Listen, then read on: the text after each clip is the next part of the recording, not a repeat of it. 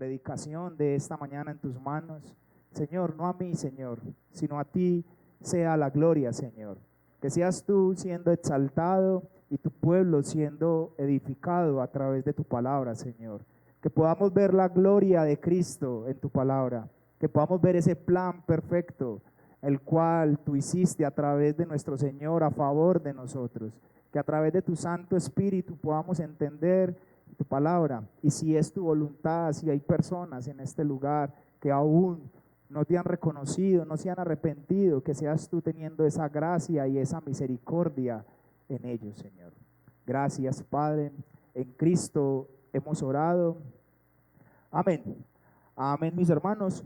Bueno, mis hermanos, vamos a continuar. Retomamos, ya llevamos varios meses donde no habíamos continuado con el estudio de Cristología.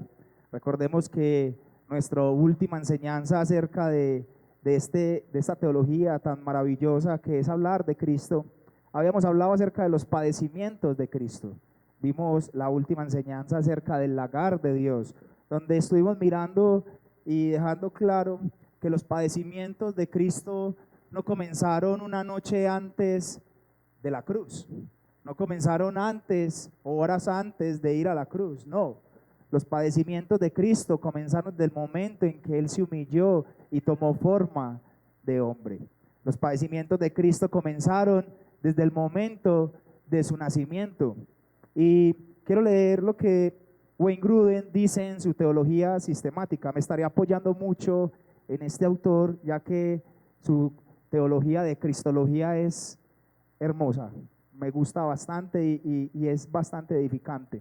Miren lo que dice Wayne Grudem acerca de esto, acerca del sufrimiento de Cristo. En un sentido amplio, el castigo que Cristo sufrió para pagar por nuestros pecados fue sufrimiento, escuche, tanto en su cuerpo como en su alma, durante toda su vida.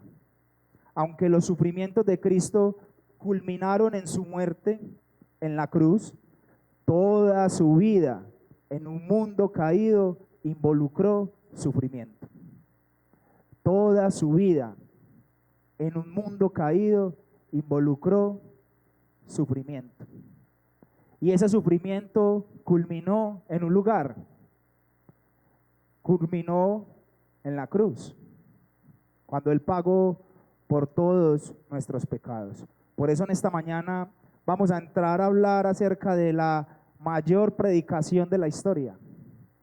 Hoy entraremos a mirar el sermón más grande de amor y de justicia jamás escuchado en toda la historia del ser humano, donde miraremos la expresión más grande, sublime de justicia y de amor. Hoy miraremos el sermón de la cruz. Hoy miraremos la predicación de la cruz.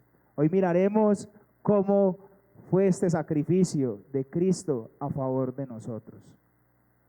Hace poco mi esposa me mandaba una imagen que decía de A.W. Tozer. Dice: la cruz fue el púlpito en el cual Jesús predicó su amor al mundo.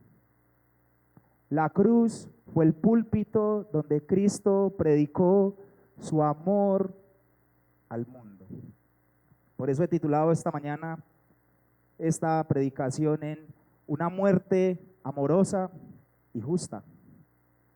Una muerte amorosa y justa. Y suena paradójico, porque usted pensará, ¿qué muerte es amorosa? Bueno, la de Cristo. Esa es una muerte amorosa, pero también es una muerte justa. Mis hermanos, hay dos cosas que desafortunadamente, o afortunadamente, como esté su perspectiva, el hombre busca siempre. El hombre siempre está en busca de amor y de justicia. Y lo mismo este sistema en el que nosotros nos encontramos, este mundo, los gobiernos definen estas dos palabras de forma equivocada. El amor lo definen como un concepto transversal utilizado para promover tres cosas: la empatía, la paz y la cohesión social. Ellos dicen que la empatía tiene que ser por todos, por todas, por todes, por ellos, por ellas, sin distinción. Para ellos eso es el amor. y eso es la empatía. Definen la paz sin justicia, sin retribución, solo perdón, cuenta nueva, sin aplicar castigo.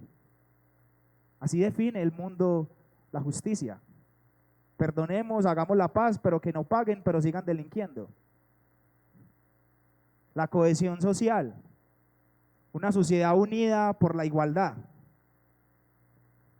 pero no la equidad. Igualdad de género, igualdad económica, igualdad de pensamiento. Todos tienen que pensar como el gobierno. Así define el sistema del amor, en esas tres, en la empatía, la paz y la cohesión social. Y la justicia. Ellos definen la justicia como justicia social, donde debemos de buscar, entre comillas, supuestamente la equidad, dignidad, igualdad de oportunidades, protección de derechos humanos, lo cual nunca lo aplican. Pero, ¿cómo define la Escritura el amor? ¿Cómo define la palabra del Señor la justicia? El amor lo vemos en la Escritura definido como la misma esencia del carácter de Dios. Primera de Juan 4:8 dice: el que no ama no ha conocido a Dios o no ha visto a Dios, porque Dios es amor. Y también como una acción desinteresada que prioriza el bienestar del otro. Y eso lo vemos ejemplificado en la cruz de Cristo. La Biblia también define que la justicia de Dios es caracterizada por su rectitud, equidad, santidad divina, que busca el orden correcto de las cosas y la restauración de esas relaciones que se perdió en el jardín del Edén. Las verdaderas definiciones de amor y justicia solo la encontramos en la cruz. En la cruz encontramos esas definiciones correctas de amor y de justicia. Mis hermanos, y aquí cabe una pregunta sumamente importante para cada uno de nosotros. Una pregunta que todos nos debemos de hacer. ¿Cuál fue la causa última? Escuche bien, la causa, no el efecto. ¿Cuál fue la causa última que llevó a Cristo a venir a la tierra y morir por nuestros pecados? ¿Cuál fue la causa última que llevó a Cristo a venir a la tierra y morir por nuestros pecados? Wayne Grudem la define en su teología sistemática de esta forma y se las quiero leer. Para encontrar la respuesta a esta pregunta, debemos remontarnos hasta algo que hay en el carácter mismo de Dios. Y aquí las Escrituras apuntan a dos cosas: el amor y la justicia de Dios. La causa última por la cual Cristo viene a este mundo a morir por nuestros pecados es el amor y la justicia. El efecto fue el perdón de nuestros pecados, pero la causa fue su amor y su justicia. La causa por la que Él estiró los brazos fue por amor y por justicia. Y eso lo vemos claramente por toda la Escritura. Ahorita cantábamos: porque de tal manera amó Dios al mundo que dio a su Hijo. Y esa palabra dio, muchos teólogos la asimilan como lo dio en expiación, lo dio en sacrificio. Pero de tal manera fue ese amor, un amor incomprensible, un amor, como lo decíamos en la última alabanza, un amor sin qué, sin condición. Pero también fue por justicia. Y yo quiero que leamos este texto antes de entrar a nuestro pasaje principal que leyó nuestro hermano Camilo. Acompáñenme a Romanos capítulo 3, versículo 25. Romanos 3, 25 y 26. Recuerde, dos causas: amor y justicia.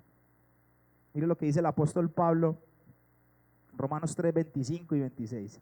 A quien Dios puso, ¿a quién puso? A Cristo. A quien Dios puso como propiciación o aplacamiento de ira. Eso es lo que significa la palabra propiciación. a quien Dios puso como propiciación por medio de la fe en su sangre, ahí está el propósito, para manifestar su justicia. Por eso Dios lo puso. Dos cosas, lo puso por amor y para manifestar su justicia, a causa de haber pasado por alto en su paciencia los pecados pasados. Vuelve y lo repite Pablo en el versículo 26, con la mira de manifestar en este tiempo ¿qué? Su justicia, pero para un fin. Eso tiene todo un propósito sublime. ¿Cuál es? A fin de que Él sea justo, pero también el que justifica al que es de la fe de Jesús. Para dos cosas, para mostrar al mundo de que Él sí es un Dios justo, pero también que esa justicia, para poder acercarnos hacia Él, solamente la da Él. Eso es lo que dice el texto.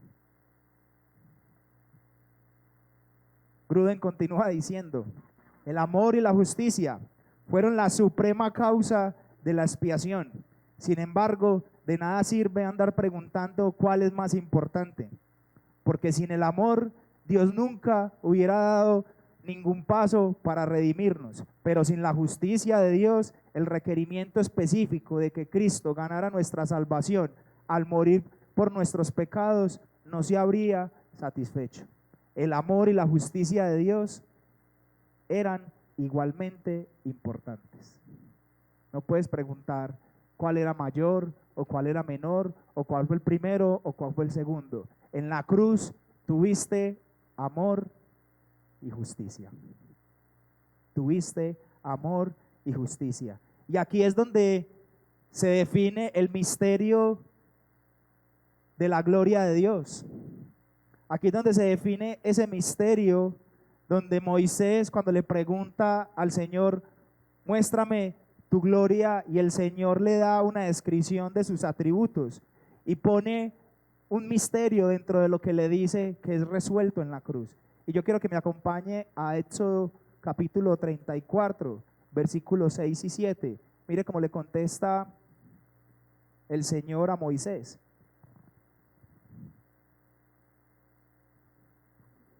Éxodo 34, versículos 6 y 7. Escuche, y pasando Jehová por delante de él, proclamó, Jehová, Jehová fuerte. Este es el Señor diciéndole a Moisés, misericordioso y piadoso. Escuche esta primera parte, tardo para la ira, grande en misericordia y verdad, que guarda misericordia a millares, que perdona la iniquidad, la rebelión y el pecado. Ahí usted ve el amor. Ahí usted lo está viendo. Tardo para la ira, pero grande en misericordia y verdad, guarda misericordia a millares, perdona la iniquidad, la rebelión y el pecado. Esa es la esencia misma de Dios. Él hace eso, Él tiene misericordia, Él es tardo para la ira, Él perdona. Pero viene la segunda parte, la justicia. Y que de ningún modo tendrá por inocente al malvado, que visita la iniquidad de los padres sobre los hijos y sobre los hijos de los hijos hasta la tercera y cuarta generación. Ahí está la justicia. Ese era el misterio que estaba en el Antiguo Testamento. ¿Cómo el Señor iba a perdonar si sabiendo que los tenía que castigar también? ¿Cómo iba a derramar misericordia a una humanidad pecadora sin haberla castigado? Porque era una esencia de su carácter. Este misterio solamente es resuelto en la cruz. Solo en la cruz podemos ver cómo el Señor es grande en misericordia y cómo el Señor perdona la iniquidad, pero que también por ningún motivo tendrá por inocente al malvado en la cruz. He dividido esta enseñanza en tres partes. Vamos a mirar en el texto de Lucas. Vamos a mirar 3 puntos importantes. Primer punto, vamos a mirar la justicia merecida, amor inmerecido. Justicia merecida, amor inmerecido. Como segundo punto, vamos a mirar justificación inmerecida, amor revelado. Justificación inmerecida, amor revelado. Y por último, justicia y amor consumados. justicia y amor consumados.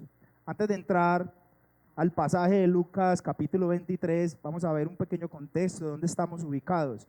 Recordemos que aquí ya el Señor ha sido condenado por Pilatos, donde Pilatos ya lo ha declarado en varias ocasiones de que es inocente, buscando persuadir a la multitud de que él no había hecho nada, pero aún así se lava las manos y lo condena. El Señor ya va camino hacia el lugar, el Gólgota o el Monte de la Calavera. Tiene ambos nombres, acá lo vemos como el de la calavera, en Mateo 27 lo llama como el Monte Gólgota, pero es el mismo, donde es llevado a ese lugar y crucificado con dos personas, dos ladrones, uno a su derecha y otro a su izquierda. Este evento de la crucifixión, según Marcos capítulo 15, versículo 25, fue a las 9 de la mañana. Dice que fue a la hora tercera. Recordemos que las horas en el tiempo o en el calendario judío se contaban de 6 a 6. Entonces a las 6 comenzaba la primera hora, a la tercera hora son las 9 de nosotros. Cristo había pasado por seis juicios completamente injustos ante los sacerdotes, los escribas, ante Herodes, varios de Pilato. 6 juicios donde lo condenaban por sedición, por hacerse rey y por decirse que era hijo de Dios. Ese es el contexto cuando llegamos al versículo 32 del capítulo 23. Y yo quiero que recordemos esta parte. Vamos a leer Lucas 23, 32 al 38, donde estaremos mirando la justicia inmerecida y el amor inmerecido. Justicia merecida y amor inmerecido. Mire lo que dice la palabra del Señor. Llevaban también con él a otros 2, que eran malhechores para ser muertos. Y cuando llegaron al lugar llamado la Calavera, le crucificaron allí. Y a los malhechores, uno a la derecha y otro a la izquierda. Y Jesús decía: Padre, perdónalos, porque no saben lo que hacen. Y repartiendo entre sí sus vestidos, echando suertes, y el pueblo estaba mirando, y aún los gobernantes se burlaban de él, diciendo: a otro salvó, sálvese a sí mismo, si este es el Cristo, el escogido de Dios. Los soldados también le escarnecían, acercándose y presentándole vinagre, y diciendo: si tú eres el rey de los judíos, sálvate a ti mismo. Había también sobre él un título escrito con letras griegas, latinas y hebreas: este es el rey de los judíos. Cuando miramos esta primera parte, vemos que entran en escena o entran ahí varios protagonistas. Digamos que Lucas no lo amplía tanto, a diferencia de Marcos. Marcos sí menciona esos nombres de estas personas, pero son cuatro tipos de personas que entran en esta primera sección. Entran los soldados romanos, es decir, la autoridad política. Entran, dicen, los que pasaban o los curiosos, porque Marcos 15, y quiero que lo leamos, acompáñenme ahí a Marcos capítulo 15, versículos 29 y 30.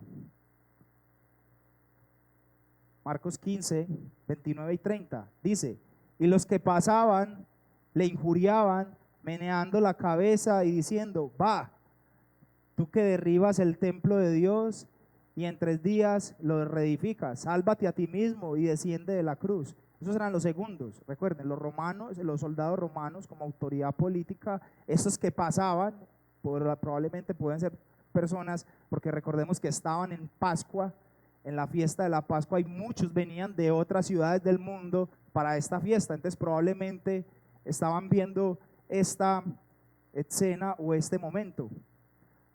Los terceros que aparecen, esto los vemos en Mateo 27, son los principales sacerdotes, escribas y ancianos, es decir, la cúpula religiosa de Israel. Y por último, otros personajes, los ladrones. Los ladrones. Estos 4 tipos de personas estaban haciendo todos una misma cosa. Todos estaban haciendo algo igual, tentando y burlándose de Dios. Los 4. aún los ladrones, porque cuando usted lee los pasajes paralelos, cuando usted lee Mateo y Marcos, decían que ambos se burlaban. Solamente que en este pasaje, probablemente posterior o pasado el tiempo, el Señor comienza a redarguir el corazón de uno de ellos. Pero los dos y todos estos estaban burlando y tentando al Señor. Los soldados le daban vinagre, rifaron sus vestidos, lo escarnecían, se burlaban de su reinado. Qué peligroso es tener una autoridad corrupta y mala. Eso es un trago amargo. Los que pasaban, los chismosos, aún así se burlaban. Se burlaban específicamente de la salvación que Cristo predicaba y del poder que tenía. Si tú que derribas el templo en 3 días y lo reedificas, bájate de esa cruz. Los principales sacerdotes, los que deberían de tener un corazón más sensible, decían también y se burlaban de la salvación, de su identidad como el Mesías y como rey. Y los ladrones seguían el juego de todos los otros 3, porque también se burlaban, dice en Mateo 27 y Marcos 15, que ambos se burlaban también de la salvación. Pero acá lo tremendo es que de esta parte no son los que sobresalen los soldados, ni los que pasaban, ni los religiosos. Aquí lo más llamativo son los ladrones. Ellos estaban en la misma condición que Cristo. Ellos estaban a punto de morir, condenados, torturados y aún burlándose de otro que estaba también torturado y condenado. Esta es una de las condiciones más terribles del corazón del ser humano. Venga, ¿en serio te estás burlando de esto? ¿Y cómo estás tú? ¿Cómo estás? Y burlándote. Mis hermanos, la condición sin Cristo es terrible. Muchos están muertos y se burlan de la muerte de otros. Muchos están condenados en la Corte Suprema del Cielo, pero acá condenan a otros. Muchos están ellos sin esperanza y aún así le quitan la esperanza a otros. En miseria espiritual y se burlan de la miseria espiritual de otros. ¿Acaso no te ves ahí? ¿No nos veíamos en un tiempo así? O quién sabe si aún lo haces. Mis hermanos, los ladrones o estos dos merecían estar en ese lugar, merecían estar colgados, pero tú y yo también. No hay diferencia entre los ladrones, no hay diferencia entre los soldados y los religiosos, entre ellos y nosotros. En mucho tiempo o en mucha parte de nuestra vida también nos burlábamos del Señor. Cuando te llamaban y te predicaban el evangelio, ignorabas. O cuando nos hablaban acerca de la salvación y nos gozábamos a aquellos que nos venían con la Biblia en la mano. Estábamos muertos espiritualmente y nos burlábamos de ellos, cuando nosotros también estábamos en esa condición.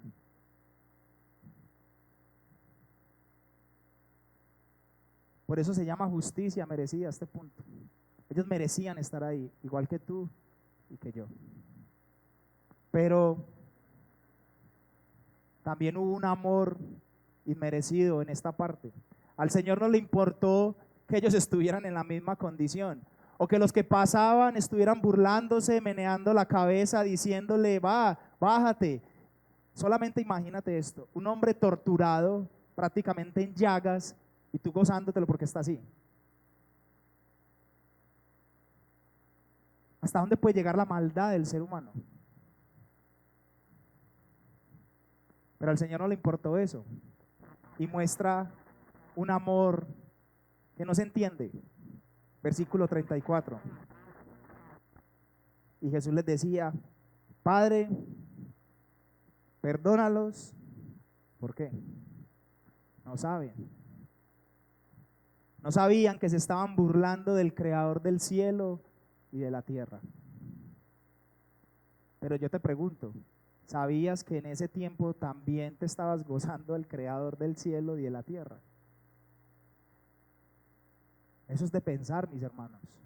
Y que muchas veces hay actos que continuamos haciendo y continuamos burlándonos del Señor.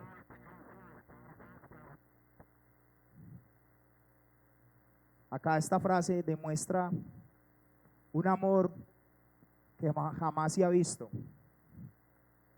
donde Cristo no solamente les dice a los que estaban ahí: Padre, perdónalos porque no saben lo que hacen, sino que esta frase recorre todos los tiempos de la humanidad, porque también nos la dijo a ti y me la dijo a mí, porque no sabíamos lo que estábamos haciendo, pero eso no nos eximía de nuestra responsabilidad. El hecho de que no sepas dónde está una cámara de fotomulta no quiere decir que no vas a pagar la multa. Es que no sabía, vaya, páguela. Eso no te exime. Pero, mis hermanos, no nos equivoquemos. Esa burla, ese desprecio, esa maldad que había en ti, en mí y en estos personajes fue completamente castigada ese día. Y eso es de infinito gozo para cada uno de nosotros. Eso es para que tú te levantes hoy, mañana y de ahora en adelante glorificando al Señor, porque pagó por algo que tú deberías estar pagando. Jesús era perfectamente santo, aborrecía el pecado con todo su ser. El concepto de mal, de pecado, contradecía su propio carácter, mucho más de lo que nosotros creemos o pensamos. Nuestro Señor se rebelaba instintivamente contra el mal. Su alma aborrecía el mal.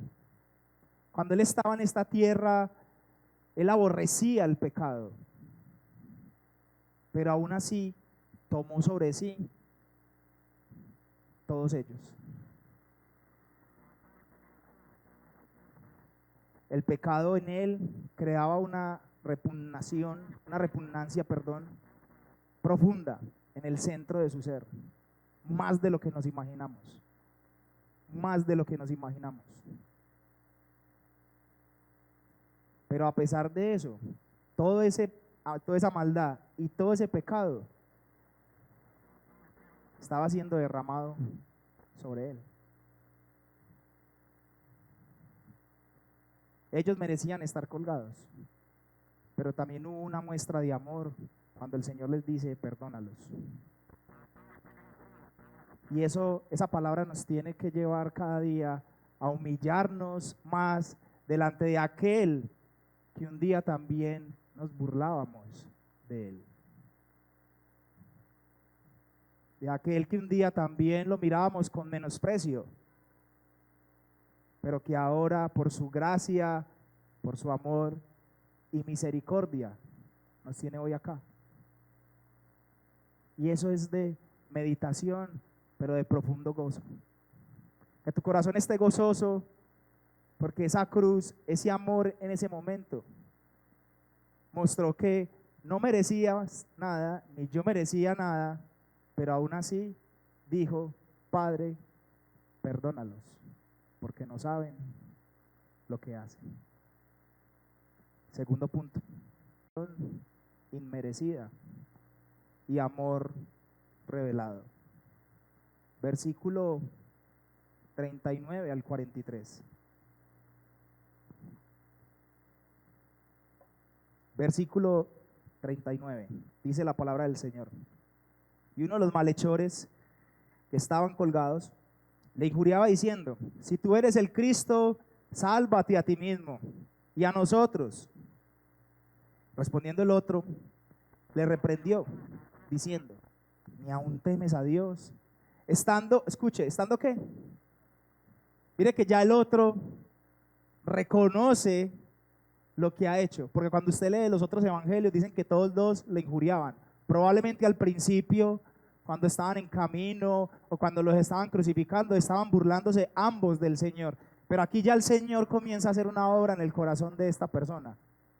Y ya él reconoce, venga, yo estoy en la misma condición que él. Y eso se lo dice al otro. Versículo 41. Nosotros a la verdad justamente padecemos, porque recibimos lo que merecieron nuestros hechos. Mas ningún mal hizo. Y dijo a Jesús, acuérdate de mí cuando vengas en tu reino. Entonces Jesús le dijo, de cierto te digo, que hoy estarás conmigo en el paraíso. Muy probablemente estos dos ladrones o estas dos personas no estaban siendo condenados simplemente por el hecho de robar. Cuando usted estudia la ley romana, en ese tiempo los romanos no condenaban a la cruz a alguien que robaba. Por lo general los condenaban porque eran sediciosos, porque eran asesinos y porque también robaban o porque cumplían un cúmulo de maldades que había hecho. Probablemente muchos historiadores y teólogos muestran esta teoría y dicen que ellos probablemente estaban o habían cometido los mismos hechos que cometió Barrabás. Recuerde, Barrabás había sido condenado por ladrón, por sedición y por asesino. Y claro, todos vimos que Barrabás iba a ser condenado con los otros dos ladrones, pero el pueblo, ¿a quién escogió? A Barrabás. Y dijo, crucifícale, suéltenlo. Suelten al asesino, al sedicioso y al ladrón. Barrabás iba para allá con los otros dos. Probablemente muchos apuntan hacia allá. Al principio, como les decía, los dos se burlaban, pero ya aquí vemos un cambio muy, muy importante. Solamente vemos a uno burlándose y a otro defendiendo. Mis hermanos, este hermano, porque lo podemos llamar hermano, porque el Señor le dijo, de cierto, hoy estarás conmigo. Ese es nuestro hermano hoy en día, que está en la presencia del Señor. Ese hermano en ese momento reconoció que él había pecado delante del Señor. Reconoció que estaba en la misma situación que Cristo, pero que él lo merecía y Cristo no. Reconoció su pecado y lo más importante, reconoció que Cristo era el Rey. Él dijo, acuérdate cuando vengas en tu reino. Reconoció que él era el Rey.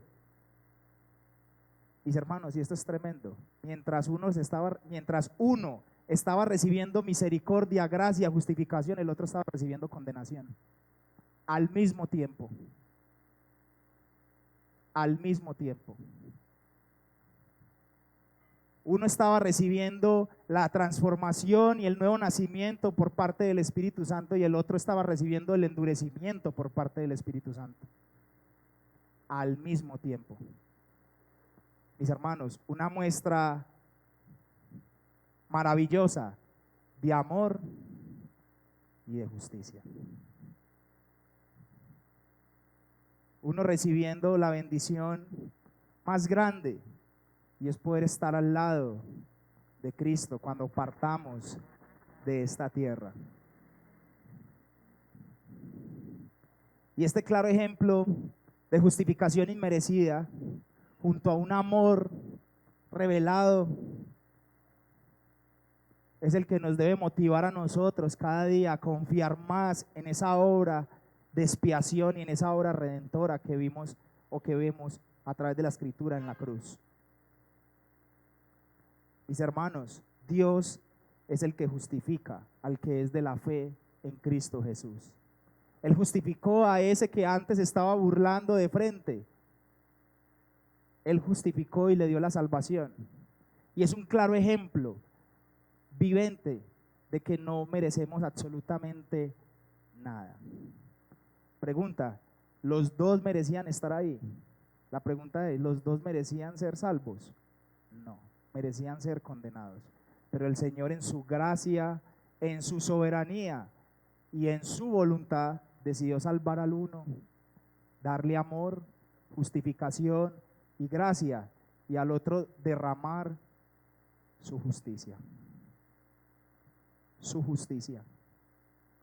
Tú no puedes predicar del amor de Dios si no predicas primero la justicia de Dios. Es imposible. Muchos predican, Dios te ama y tiene un plan maravilloso para tu vida. Pero ¿sabes cuánto costó ese plan? Es un costo de justicia. Fue un costo de derramamiento de sangre. Mis hermanos, Cristo padeció en ese momento 4 cosas que tú y yo tuvimos que haber padecido. O si no las padecimos, aquellos que no se arrepienten las padecerán en un futuro. 4 cosas vivió el Señor en ese momento. La primera, dolor físico y muerte. Él padeció dolor físico y muerte. Quiero leer una parte de lo que dicen algunos historiadores acerca de lo que él padeció en ese dolor físico. Dice, un condenado a muerte que moría crucificado se veía esencialmente forzado a infligirse él mismo una muerte lenta por asfixia. Es decir, se estaba automatando. Eso dicen. Cuando los brazos del condenado eran extendidos, sujetados mediante los clavos a la cruz, tenía que sostener la mayor parte del peso de su cuerpo con los brazos. En esta posición, la cavidad torácica tenía dificultades para respirar y obtener aire renovado. Pero cuando la necesidad de aire de la víctima se hacía insoportable, tenía que hacerlo lo posible por levantarse, empujando ¿con qué? Con sus pies, dando así un apoyo más natural a su cuerpo y aliviando los brazos del peso del cuerpo, y de esa forma podía respirar un poco mejor. Pero al esforzarse por levantar el cuerpo, apoyándose en los pies, el crucificado podía aliviar la asfixia, pero resultaba en un extremo dolor para él, porque implicaba poner toda la presión de sostener el cuerpo sobre los clavos y doblar los codos y empujar hacia arriba sobre los clavos que le sujetaban las muñecas. Esos clavos fueron por ti y por mí. Esa automuerte ahí, mientras que él se impulsaba respirando, era respirando por un aire por ti, por ti, por ti, por ti, por mí y por todos los pecados que pagó por nosotros. Segunda punto que vivió el Señor en la cruz: el dolor de cargar con el pecado y la culpa. ¿Te has preguntado cómo te sientes cuando pecas? ¿O cómo te sientes cuando pecas? ¿Cómo es esa culpa? ¿Cómo es ese dolor para con el Señor cuando le fallas a Él? ¿Cómo es ese estado de ánimo? ¿Cómo está tu comunión con el Señor cuando le fallas? Te tiene que doler si eres cristiano. Si eres cristiano, imagínate millones y millones de culpas sobre el Señor, millones y millones de pecados encima de Él. El cargar con la culpa y el pecado fue una de las cosas que Cristo padeció. Fue una de las cosas que Cristo padeció. Cristo cargó con nuestros pecados, dice Isaías 53:6. Dice, el Señor hizo recaer sobre Él la iniquidad de todos. Él cargó con el pecado de muchos, Isaías 53:12. Juan el Bautista señala que Jesús era el Cordero que quita el pecado. Pablo declaró que Dios lo trató como pecador, 2 Corintios 5:1, y que Cristo se hizo maldición por nosotros, Gálatas 3:13. El autor de Hebreos dice que Cristo fue ofrecido en sacrificio una sola vez para quitar los pecados de muchos. Y Pedro termina diciendo, él mismo en su cuerpo llevó al madero nuestros pecados.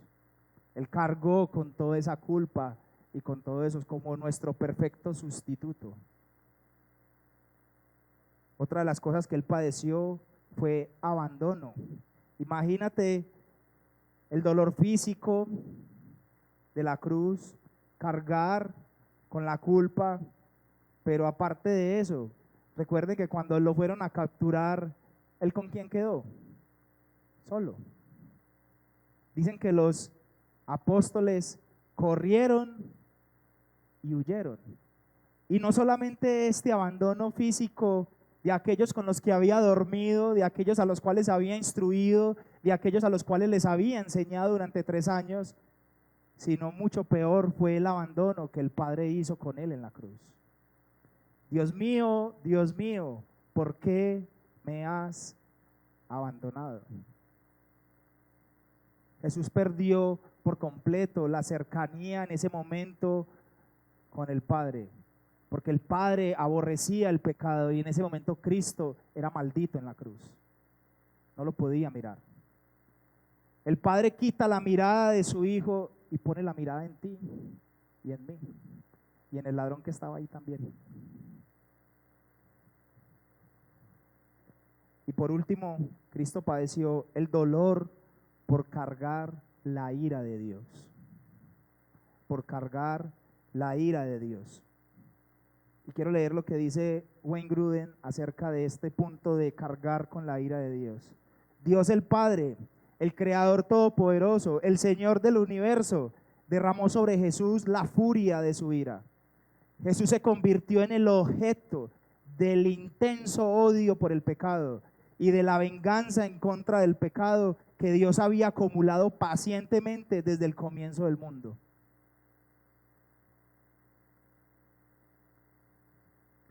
Mis hermanos, de esto nos libró el Señor. Porque el que no fue perdonado en la cruz, aquel por el cual no se pagó sus pecados en la cruz, va a tener que vivir esto en el infierno. Y lo vivirá por una eternidad. Y lo vivirá por una eternidad. Vivirá dolor sin nunca parar. Vivirá abandono. Vivirá cargar con la culpa. Y vivirá durante toda la eternidad con toda la ira de Dios. De eso nos libró el Señor. Y eso es motivo de glorificar su nombre. De eso nos salvó el Señor. De eso.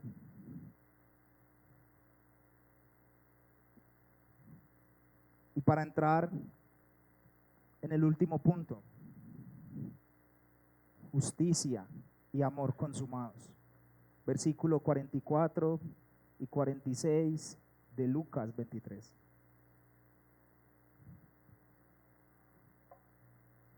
Versículo 44 y 46.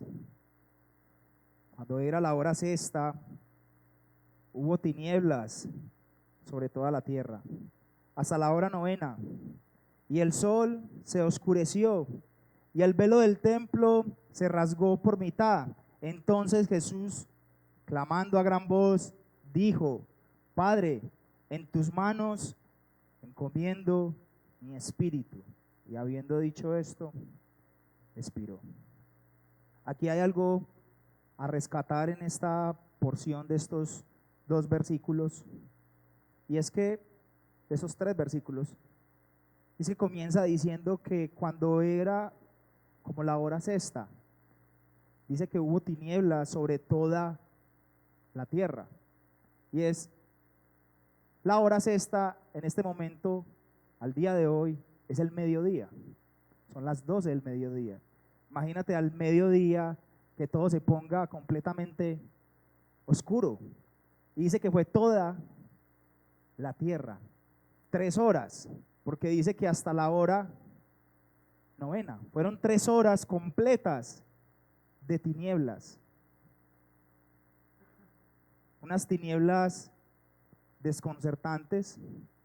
Muchos teólogos apuntan a 2 pasajes en Joel y Sofonías, quiero leerlos, pero luego concluiremos con algo, pero quiero que lo tenga ahí en mente. Joel 2:10 dice, se lo leeré a favor de ustedes, dice: delante de él temblará la tierra, se estremecerán los cielos, el sol y la luna se oscurecerán y las estrellas retraerán su resplandor. Sofonías 1:15 dice: día de ira aquel día de angustia, día aprieto, día de alboroto, día de asolamiento, día de tiniebla y oscuridad, día de nublado y de entenebrecimiento. Muchos apuntan a que este pasaje tiene un doble cumplimiento, el tema del día del Cristo y probablemente en la venida de él, pero no lo sabemos. Pero en lo que sí podemos estar seguros, y es que había en la escritura un momento, una historia, un tipo de ese día en la cruz. ¿Usted recuerda la 9ª plaga? ¿Cuál fue la 9ª plaga? Oscuridad. La 9ª plaga, según Éxodo 10:22, fue oscuridad. Dice, y se lo leo a favor de ustedes, Éxodo 10:22, dice: y extendió Moisés su mano hacia el cielo, y hubo densas tinieblas sobre toda la tierra de Egipto por 3 días. Mis hermanos, después de la 9ª plaga llegaba la plaga más terrible de todas, y era la muerte de los primogénitos. Pero mi hermano, el día en la cruz no fue la muerte de un primogénito, fue la muerte del unigénito Hijo de Dios. Lo que simplificaba en ese momento esas tinieblas anunciando un sacrificio perfecto, una liberación de la esclavitud de Egipto. Eso fue lo que Cristo hizo en la cruz. Cristo te liberó de Egipto, te sacó de esa esclavitud en la que estabas durante toda tu vida. Desde el Antiguo Testamento el Señor ya estaba mostrando cómo iba a ser su liberación, donde su Cordero iba a proteger a su pueblo, pero Él iba a su vez protegerlos con amor, a justificarlos aunque no lo merecían por ser un pueblo rebelde, pero iba a castigar el pecado. Y ese día castigó el pecado, y antes de castigarlo hubo tinieblas, toda la tierra se oscureció, donde estaba Dios derramando en ese momento sobre Egipto un juicio justo, pero sobre el pueblo de Israel estaba derramando amor, gracia y misericordia. Y eso mismo pasó contigo y conmigo. En la cruz el Señor estaba derramando juicio por todos los pecados y aún por los que no van a creer. Pero también estaba poniendo su Cordero para que tú y yo no viviéramos esa ira, donde, como dice Éxodo, y pasaba el ángel de largo por todas las casas, porque estaba llena con la sangre del Cordero. Esa sangre fue la que te cubrió a ti y me cubrió a mí de que la ira de Dios cayera sobre nuestras vidas, por gracia y misericordia. ¿Eran buenos el pueblo de Israel? ¿Merecían que el Señor hiciera eso por ellos? ¿Merecía Dios que hiciera algo por ti? Yo no me explico, no sé cómo hacen aquellos que le demandan cosas y bendiciones a Dios. No sé cómo lo hacen, yo no sé cómo no les cae terror en su corazón. Es que tú prometiste bendecirme, no sé cómo le tuercen la mano al Señor. Venga, no le da temor de que es que antes tuvo misericordia y te salvó.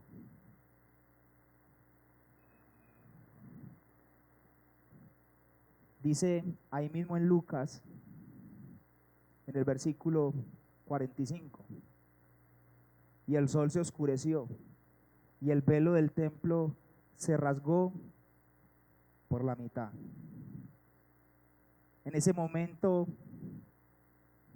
el Señor estaba diciéndole al mundo: las puertas están abiertas. A través del sacrificio de Cristo podemos entrar confiadamente a ese lugar santísimo, a la presencia del Señor. Y ya no estamos limitados, como lo decía, lo explicaba nuestro hermano Julián, que nos lo dice la confesión de fe, ya no estamos limitados a un espacio como lo hacían en el Antiguo Testamento. Ya no estamos limitados a un lugar, ya la iglesia somos tú y soy yo. En nuestra habitación, en la iglesia, en nuestro trabajo podemos estar en comunión con el Señor y entrar en la presencia del Señor. Porque ese velo se rasgó, ese velo del templo, pero hubo un velo más grande y hubo un velo más importante que se rasgó. Hebreos 10, 14 al 20. Y quiero leerlo en la Biblia de las Américas. Hebreos 10, 14 al 20.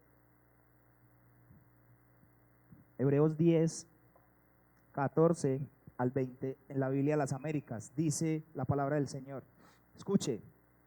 Porque por una ofrenda Él ha hecho perfectos para siempre a los que son santificados. Y también el Espíritu Santo nos da testimonio, porque después de haber dicho: este es el pacto que haré con ellos después de aquellos días, dice el Señor, pondré mis leyes en su corazón y en su mente las escribiré. Añade: y nunca más me acordaré de sus pecados e iniquidades. Hermano, no recuerde lo que usted hizo, Dios ya lo perdonó. Y a su esposo tampoco, y a su esposa. Es que usted ya, si usted ya perdonó, como el Señor hizo con cada uno de nosotros, Él no se acuerda de lo que nosotros hicimos, porque estamos en Cristo. Siga leyendo. Ahora bien, versículo 18: donde hay perdón de estas cosas, ya no hay ofrenda por el pecado. Es decir, ya no hay más sacrificios. Entonces, hermanos, puesto que tenemos confianza para entrar al lugar santísimo por la sangre de Jesús, es decir, a la presencia de Dios, versículo 20, por un camino nuevo y vivo que Cristo, o sea, Él inauguró por nosotros por medio del velo, es decir, su carne. El velo que verdaderamente se rasgó fue su carne, para que tú y yo pudiéramos entrar confiadamente a ese trono de gracia y alcanzar el oportuno socorro por la gracia y la misericordia de Dios. Por la gracia y la misericordia de Dios. Cuando vemos en el texto de que el velo se rasgó, simplemente fue un acto simbólico del Señor de que ya no es necesario un sumo sacerdote que entre una vez cada año, porque ya va a haber un sumo sacerdote que estará sentado conmigo por la eternidad a mi derecha. Y ese es Cristo nuestro Señor.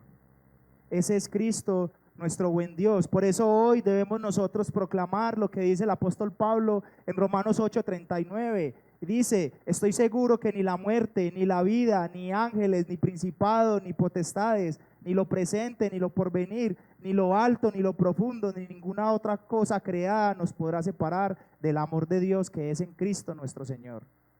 Nada nos podrá separar del amor de Cristo, porque Él ya pagó por nuestros pecados. Y ese fue en la cruz. Fue en la cruz donde pagó por ti, donde pagó por mí, donde nos dio entrada libre a lugares donde nadie, donde estábamos ajenos de la vida de Dios, donde éramos hijos de desobediencia, donde éramos hijos de ira, pasamos a ser hijos de luz, pasamos a ser hijos de Dios. Yo quiero que en esta mañana tú te vayas con esto en tu mente. Eras como el ladrón. Eras el peor criminal. Bueno, es que yo no robaba, no mataba. En serio, ¿y cómo estaba tu corazón? Tranquilo, usted no mataba, pero matabas en tu corazón. Tú no robabas físicamente, pero robabas la mujer del prójimo, el salario del prójimo, el carro del prójimo, querías tenerlo, querías robarle, querías hacerle maldad. ¿Cómo estaba tu corazón? Éramos iguales, pero el Señor no miró eso. Bueno, lo miró y lo condenó, pero no miró eso para salvar. Simplemente en su propio amor, en su soberanía y en su justicia nos salvó. Así que no somos nada ni nadie. Somos lo que somos por la gracia de Dios. Eres lo que eres por la gracia de Dios. Y estás donde estás por la gracia de nuestro buen Dios.